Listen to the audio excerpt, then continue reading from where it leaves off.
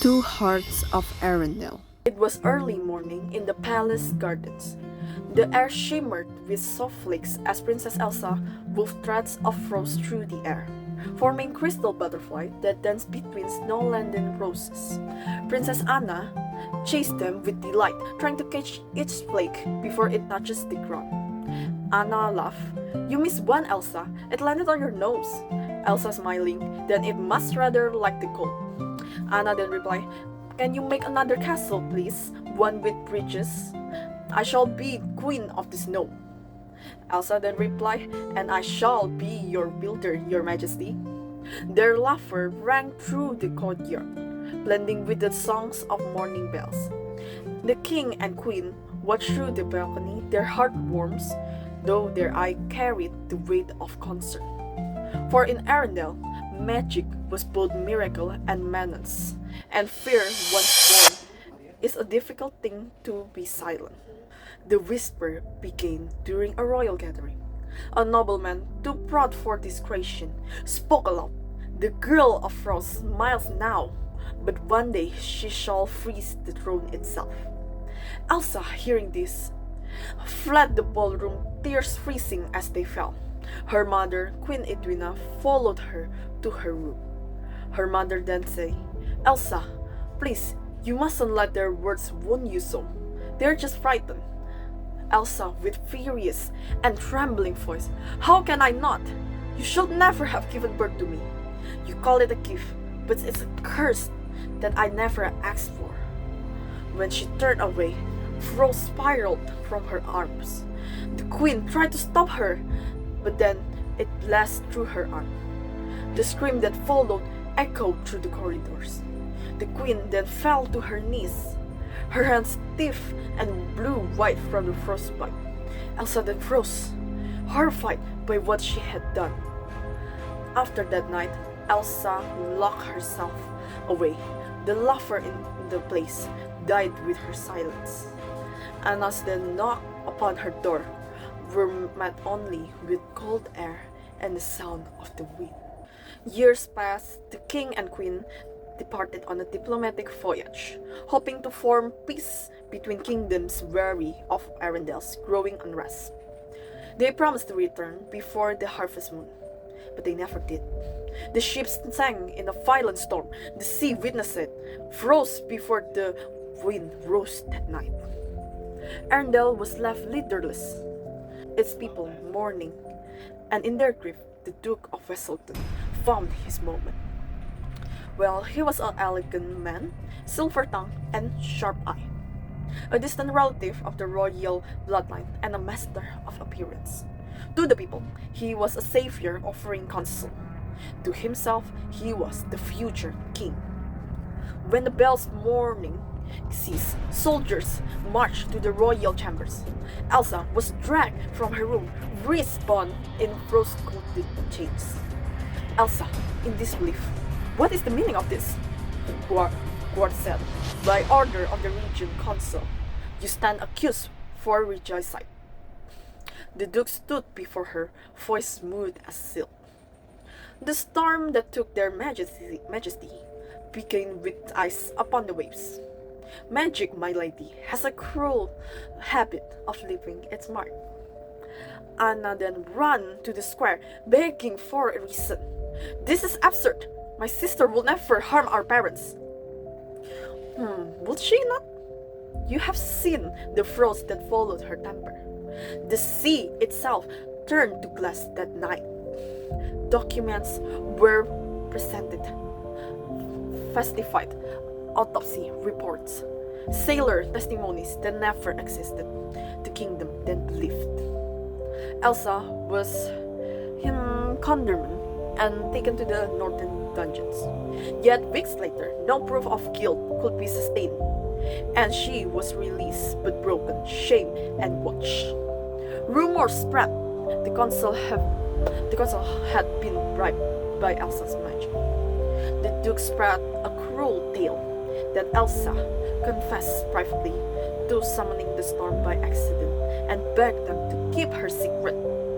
The people then called her the Frost Witch. The Duke's whisper had done their work. As the weight of the rule upon Anna's shoulders, consumed by guilt and confusion, Anna sought the truth. The dukes leaned closer. The duke said it softly. If you truly wish to see justice, your grace, there is one beyond the woods. A woman who knows the language of curse and blessings alike.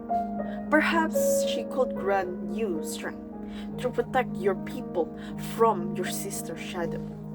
Desperate for peace and answer, Anna ventured into the dark woods. The witch awaited her, power to match the frost.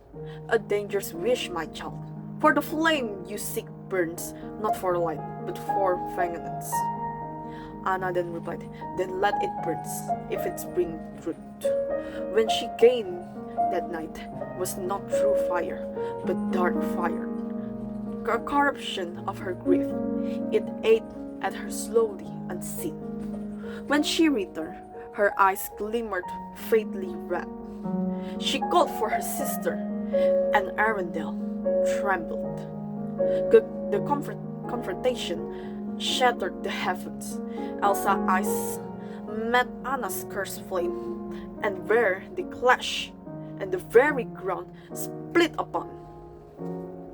From the chaos of a colossal wall froze and fire rose, a scar between, sealing Elsa in the northern ice and Anna in the southern flame. The years that followed were cruel. On Elsa's side of the wall, eternal winter reigned. The people learned to fish beneath frozen lakes, to build greenhouses of ice, and to trade snow-mine minerals. They endured, quiet and solemn. On Anna's side, heat ruled. Rivers dried, forests wintered, and drought scared the land. The people built canals to trap rain and burned salt to preserve what little food remained.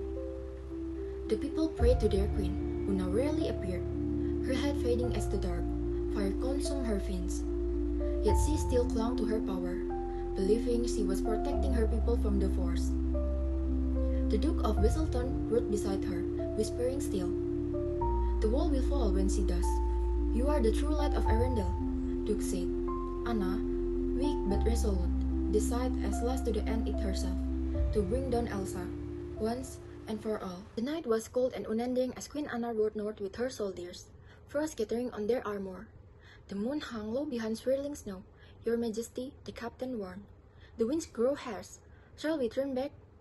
Anna shook her head. "No, the storm began with her, it ends with me." They reached the heart of the northern ice, a palace of glass and silent. Even the soldiers hesitated as the air seemed to breathe around them. Inside sat Elsa, pale upon her frozen throne. "I wondered if this day would come," Elsa murmured. "And I feared it," Anna answered. "You've changed, so have you." Anger flared through Anna, dark fire licking her hand, black veins spreading across her skin. "You killed them," she said. "The same frost on mother's hand you frost." Elsa's voice shook. "That frost saved her. I love them, Anna. You still don't see." Before Anna could answer, a frost-bitten knight entered, holding a sealed letter taken from Duke's late son. A confession. "The storm wasn't mine," Elsa said. Anna read. The ship was sabotaged from it sailed. The Duke ordered it to claim the throne. The Duke protested. Anna's soldiers side him. Silence followed, heavy as ice. Anna swayed, clutching her arm as dark fire devoured her strength. Elsa stepped forward, gentle and steady. "Anna," she whispered, "the truth is yours now. Let the flame go. I only want to protect them." Anna breathed. "I was blind by rage." "You never need power for that," Elsa said softly. "And you will always be my sister." She gathered Anna into her arm. The force melted, warmth spreading through the hall. Outside, the walls of ice and fire cracked and collapsed. For the first time in years, sunlight and snowlight shone together over Arendelle. The Duke had been executed for treason, his name erased from every royal archive as though he had never existed. Though the kingdom had been wounded by his betrayal, time allowed it to slowly recover. In the restored palace garden, where winter rose bloomed pale and soft, Anna rested beneath the same blossom she and Elsa had once played among as children. Elsa knelt beside her, tending to her with quiet, steady care. A faint smile curved on Anna's lip. "Do "Do you remember the butterfly you made?" she whispered.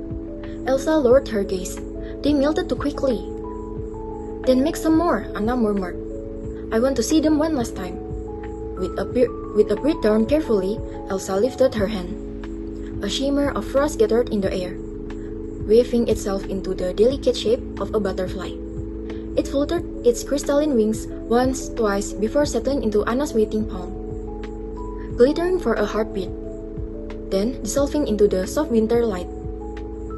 And so the kingdom of Arendelle lived on, not defeated by fear, nor by ice, but finally united by the quiet, enduring power of forgiveness.